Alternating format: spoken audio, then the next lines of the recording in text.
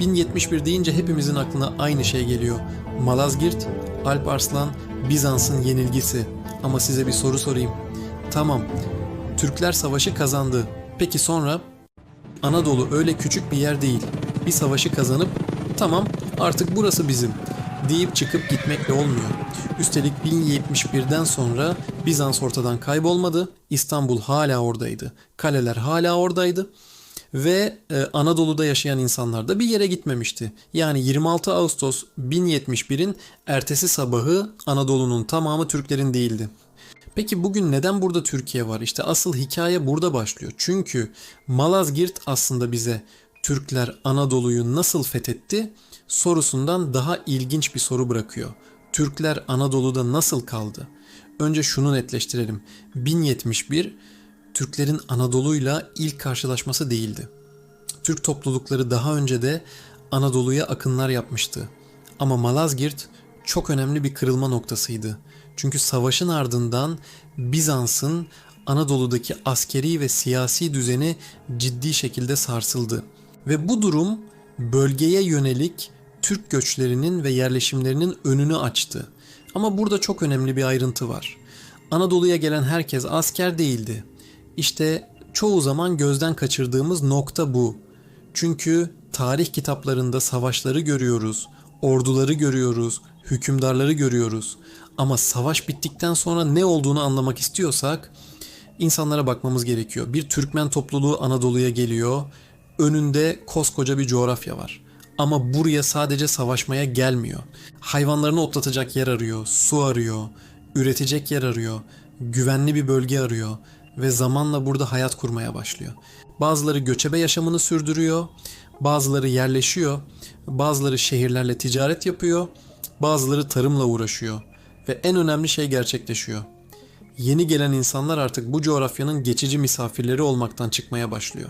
Çünkü bir yerde çocuklarınız doğuyorsa, orada mezarlarınız oluşuyorsa, orada evleriniz varsa, orada geçiminizi sağlıyorsanız artık orayla aranızda başka bir bağ oluşuyor. Yurt dediğimiz şey biraz da böyle oluşuyor. Fakat burada bir problem var. Anadolu zaten boş değil. Şehirler var, kaleler var, ticaret yolları var ve bu şehirlerde yaşayan insanlar var. O zaman yeni gelenlerle eski düzen arasında ne olacak? İşte burada savaş kadar önemli başka bir şey devreye giriyor. Uyum. Türkler Anadolu'ya geldiklerinde bu coğrafyayı sıfırdan yaratmadı. Var olan şehirleri, yolları ve ekonomik düzeni kullanmaya başladı. Zamanla kendi şehirlerini de geliştirdi. Ticaret yollarını birbirine bağladı, kervansaraylar inşa etti, pazarlar büyüdü ve Anadolu'nun doğusu ile batısı arasındaki ticaret daha düzenli hale geldi. Kervansaraylara bugün baktığımızda çoğu zaman sadece taş binalar görüyoruz. Ama aslında bunlar çok daha büyük bir sistemin parçasıydı. Bir tüccar doğudan çıkıyor, günlerce yol gidiyor, bir yerde konaklıyor, hayvanlarını dinlendiriyor. Sonra yoluna devam edip başka bir şehre ulaşıyor. Orada satış yapıyor, başka mallar alıyor ve tekrar yola çıkıyor. Bu sistem çalışıyorsa şehirler yaşar, ticaret büyür, insanlar birbirine bağlanır ve devletin kontrol ettiği coğrafya sadece haritada değil, günlük hayatta da birleşmeye başlar. Şimdi buraya kadar anlattıklarımızın hepsi önemli. Ama bence asıl bakmamız gereken şey hiçbir devlet sonsuza kadar yaşamıyor. Selçuklular da yaşamadı. 13. yüzyılda Moğol baskısı Anadolu'yu ciddi şekilde sarstı. 1243 Kösedağ Savaşı'ndan sonra Türkiye Selçuklu Devleti'nin gücü büyük ölçüde zayıfladı. Merkezi otorite çözüldü, Anadolu'da siyasi parçalanma başladı ve yeni beylikler ortaya çıktı. Şimdi düşünün, eğer Türklerin Anadolu'daki varlığı sadece Selçuklu Devleti'ne bağlı olsaydı, burada hikayenin bitmesi gerekmez miydi? Devlet zayıfladı, sonra parçalandı.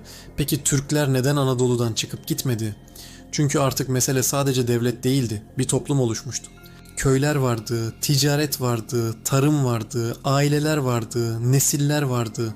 Yani Selçuklu Devleti ortadan kalkarken Anadolu'daki hayat ortadan kalkmadı. İşte bence Malazgirt'in Yüzlerce yıl sonraki etkisini anlamanın en önemli noktası burası.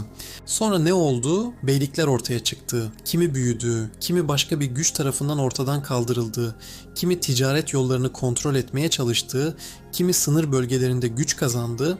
Ama artık Anadolu'da Türk siyasi varlığı tek bir merkeze bağlı değildi ve bu da çok önemli bir şeydi. Çünkü tarih bize şunu gösteriyor. Bir devletin yıkılması her zaman o toplumun da yok olması anlamına gelmez. Bazen devlet gider ama toplum kalır. Ve toplum kaldığında yeni devletler ortaya çıkabilir. İşte Osmanlı da böyle bir ortamın içinden yükseldi. Osmanlı gökten inmedi. Anadolu'da yüzyıllar boyunca oluşmuş siyasi ve toplumsal dünyanın içinden çıktı. Selçukluların mirası vardı, beyliklerin deneyimi vardı. Anadolu'da yaşayan milyonlarca insan vardı. Osmanlı bunların üzerine kendi düzenini kurdu. Sonra yüzyıllar geçti. Osmanlı büyüdü, imparatorluk oldu, sınırlar genişledi. Sonra o da dağıldı ve Türkiye Cumhuriyeti kuruldu. Şimdi baştaki soruya tekrar dönelim. 1071'den bugüne Türkler Anadolu'da nasıl kaldı? Cevap aslında tek bir savaşta saklı değil, hatta tek bir devletin içinde de değil. Bir süreçte saklı. İnsanlar geldi, yerleşti, üretti, ticaret yaptı, şehirlerle ilişki kurdu, yeni şehirler geliştirdi, devletler kurdu, devletler yıkıldı ama hayat devam etti. Ve her yeni nesil kendisinden öncekilerin bıraktığı dünyanın üzerine kendi hayatını kurdu. Burada bir şeyi özellikle vurgulamak gerekiyor. Anadolu bir gecede Türkleşmedi. Çünkü böyle büyük coğrafyalarda toplumsal değişimler yüzyıllar boyunca gerçekleşir. 1071 bir düğmeye basmak değildi. Daha çok bir kapının açılmasıydı. Ama kapıdan içeri giren insanların orada kalması gerekiyordu. Ve asıl uzun hikaye bundan sonra başladı. Göçler, yerleşimler, şehirleşme, ticaret, siyasi mücadeleler, yeni devletler, yeni nesiller, bütün bunlar üst üste geldi ve yüzyıllar boyunca Anadolu'nun kimliği değişti.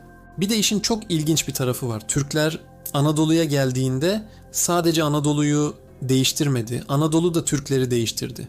Çünkü burası Orta Asya bozkırları değildi. Burada farklı iklimler vardı, farklı üretim biçimleri vardı, binlerce yıllık şehirler vardı, farklı halklar ve kültürler vardı. Dolayısıyla Anadolu'da ortaya çıkan Türk kültürü de zamanla bu coğrafyanın etkisini taşıdı. Yemeklerden mimariye, şehir hayatından ticarete, devlet yönetiminden günlük yaşama kadar yeni bir sentez oluştu. Yani bugün Anadolu'daki Türk kültürünü anlamak istiyorsak sadece Orta Asya'ya bakmak yetmez, Anadolu'nun kendisine de bakmamız gerekir. Ve belki de Malazgirt'in bugün bizim için en önemli tarafı tam olarak burada. Çünkü 1071 bize sadece bir savaşın sonucunu anlatmıyor. Bir toplumun bir coğrafyada nasıl kalıcı hale geldiğini de gösteriyor. Savaş birkaç saat sürdü ama sonrasında yaşananlar yüzyıllarca devam etti. İşte bu yüzden Malazgirt'i sadece Alparslan Bizans'ı yendi diye anlatmak bana eksik geliyor. Çünkü bu savaşın sonucunu anlatıyor ama hikayenin tamamını anlatmıyor. Asıl hikaye şurada. Savaş bitti ama insanlar kaldı. Devlet değişti ama toplum kaldı. Selçuklu yıkıldı ama Anadolu'daki Türk siyasi ve toplumsal varlığı devam etti. Osmanlı yıkıldı ama hikaye yine bitmedi. Ve bugün Türkiye dediğimiz ülke işte bu çok uzun dönüşümün sonucunda ortaya çıktı. Belki de bu yüzden 1071'e bakarken sadece savaş meydanına değil, savaşın sonrasına bakmak gerekiyor. Çünkü bir ordu bir yeri fethedebilir ama orada kalıcı olmak için çok daha fazlası gerekir.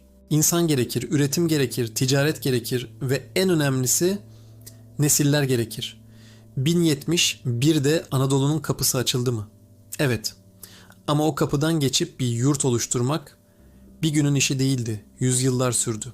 Ve belki de bugün Türkiye'yi anlamanın en güzel yollarından biri de bu.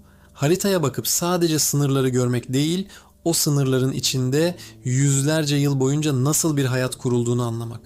Çünkü tarih bazen bir savaşla başlar gibi görünür ama gerçek değişim savaş bittikten sonra başlar ve Malazgirt de tam olarak buydu. Bir zafer birkaç saat sürdü ama o zaferin ardından başlayan süreç yüzyıllarca devam etti ve bugün hala o sürecin içinde yaşıyoruz ve yaşamaya devam edeceğiz inşallah. Kadim tarihin tozlu sayfalarında gizlenmiş sırları aramaya bilinen geçmişin arkasındaki o görünmez bağları çözmeye devam edeceğiz. Bu yolculukta bizimle olduğunuz için teşekkürler. Eğer siz de tarihin ve evrenin gerçek ötesi yönlerini merak ediyorsanız videoyu beğenmeyi, kanalımıza abone olmayı unutmayın.